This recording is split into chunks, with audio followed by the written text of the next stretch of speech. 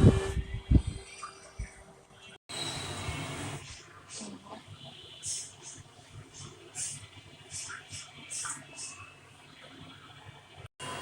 যে কলা 3টা নিয়েছি এখানে।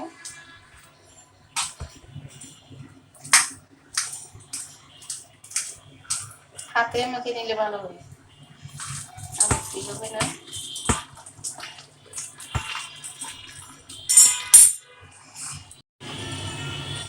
কলা মিষ্টি আছে, এখানে চিনি কম বেশি করে নিতে পারেন।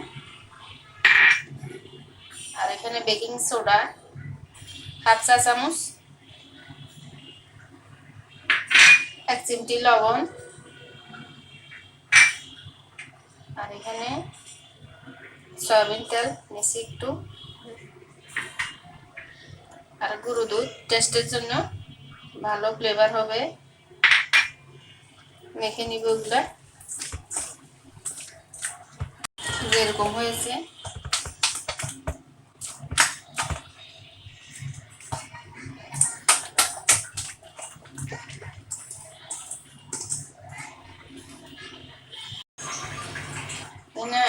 আটা দিলাম, এরকম 1 কাপ হবে, আর লাগবে না। হালকা করে নিয়েছি, বেশি চাপ দিই নাই। 1 কাপ আটা,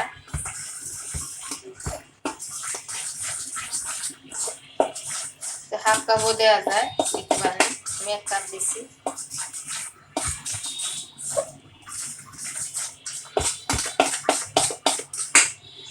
অল্প অল্প করে মিশিয়ে নিব আটাগুলা। ডেইলি রুটি কেউ খেতে চায় না, এভাবে একটু করে দিলে হয়, এক পিস খাবে।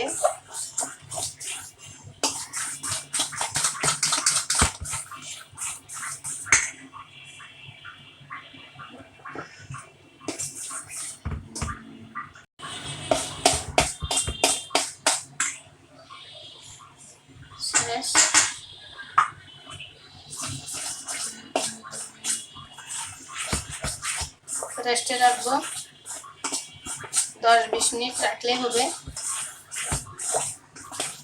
রেস্টে লাগলে যে কোনো ডো বা ব্যাটার ভালো, একটু স্মুথ একটা ব্যাটার হয়, সুন্দর, খুবই সুন্দর হয় ব্যাটারটা।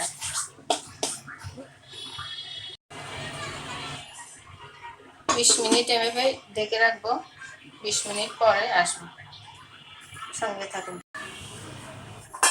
তেল দিব একটু,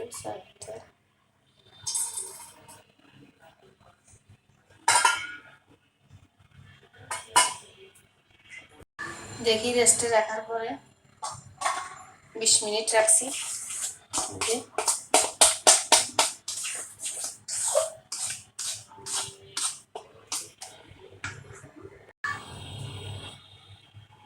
উপর থেকে ডালবো,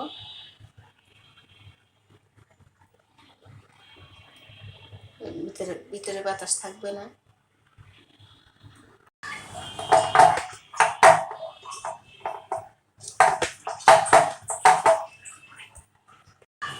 বাদাম আছে একটু, বাদাম কুচি আর কিশমিশ উপরে দিলাম, ভালো লাগবে।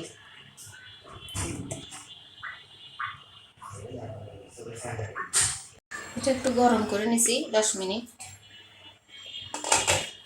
যে গরম হয়ে গেছে, এখন বসিয়ে দিব। জি, 30 মিনিট পরে আসবো। 30 মিনিট অপেক্ষা করব। এখানে একটু লং দিয়ে দিলাম, এই যে একদম মিডিয়াম টু লো আঁচে রাখবো, একদম লো আছে, পুড়ে যাবে বেশি আগুন দিলে।